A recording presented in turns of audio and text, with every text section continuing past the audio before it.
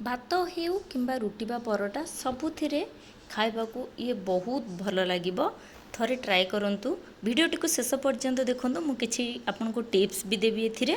तो नमस्कार, dimples delicious को आपण मानकु स्वागत। मु एठी 300 ग्राम रो गोटे अमृतभंडा नै यार मझी तार चोपा छड़ी मझी सबू सफा कर देइथिली। एठी मु गोटे मेजरमेंट कप रे अध कप बुट डाली नै तार को अध घंटा पूर्व भिजेई रखी देइथिली।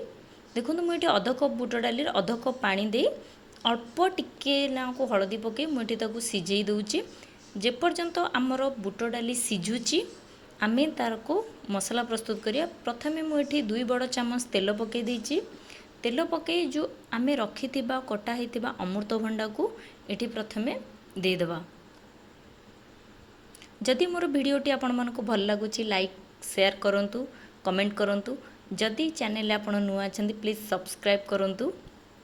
एठी सबुतक अमृतभंडा पकई सारा परे मु एठी बहुत कम गोटे चिमटा कि 2 चिमटा मु एठी ताकू हळदी पकई देबी ताकि हमर जो अमृतभंडार कलरटा भल आसीबो। नहले तरकारी रे हमर हेला बेले टिके धळालिया देखा जाय। सेथि पई जदि आपण माने चाहू नाहांती एठी हळदी पके पई स्किप मध्य करि परिबे। देखंतु मु भल भाबरे ताकू मिसई देबा परे हमर कलरटा केते सुंदर देखा जाउची। अल्प समय पर आम आपको भाजी देला परे देखो ये कलर चेंज हो आसलानी। आम एवं गोटे प्लेट रे काढ़ी रखीदबा। प्लेट रे काढ़ी सारा परे आमर जो ये बड़का तेल रहे आपन जदि चाहिए आपन तेल कम लगे आ गोटे चामच तेल दे पारंते। नचेत एतिकी ही एठी मु गोटा मसला गोटे तेजपत्र, गोटे छोट दालचीनी, 2टी गुजराती, 3 ରୁ 4टी गोलमरीच, 2टी लवंग आ गोटे अनासी फूल नहीं जाइए।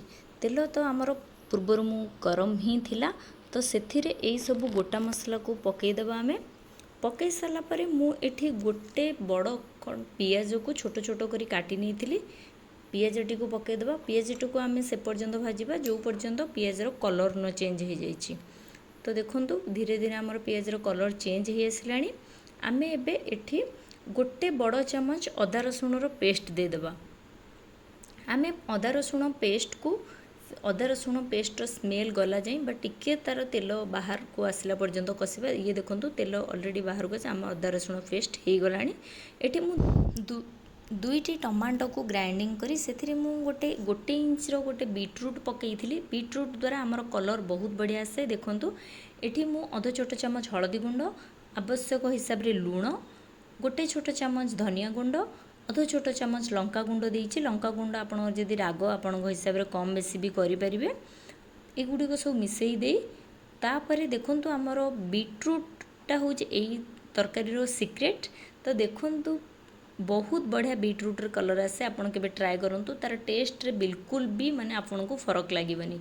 देखंतु डाली हमर सिझी आसीछि। आमे ताकू ये देखो बहुत आमको ये सिझेबार ना डाली। तो चलतु एबे आमर मसला भी मध्य हो गलानी।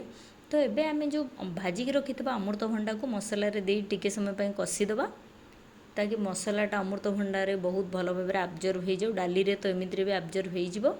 तापरे मसला को 2 ରୁ 3 मिनट कषि सारिला पर अमृतभंडा और मसला को एठी मु गोटे छोट चामच आमर चिकेन मसला नहीं जाइछि आ गोटे अध छोट चामच जीरा गुंड दे देइतिली।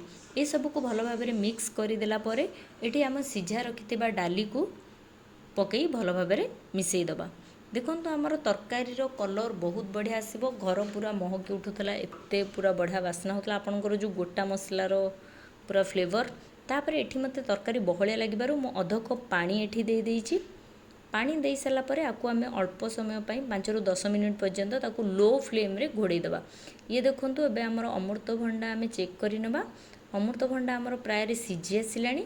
एबे आमे रखिथिबा कटा हिथिबा धनिया पत्र आउ अल्प किछि अध छोट चामच रु आउरी कम गरम मसला दे ताकू पुणी 1 ରୁ 2 मिनिट पई आमे घोड़े दबा।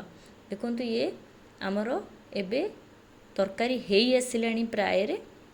एबे चलंतु ये देखंतु केते बढ़िया कलर पूरा बीटरूट जो आमर तरकारी रो कलर बहुत बढ़िया होइछि।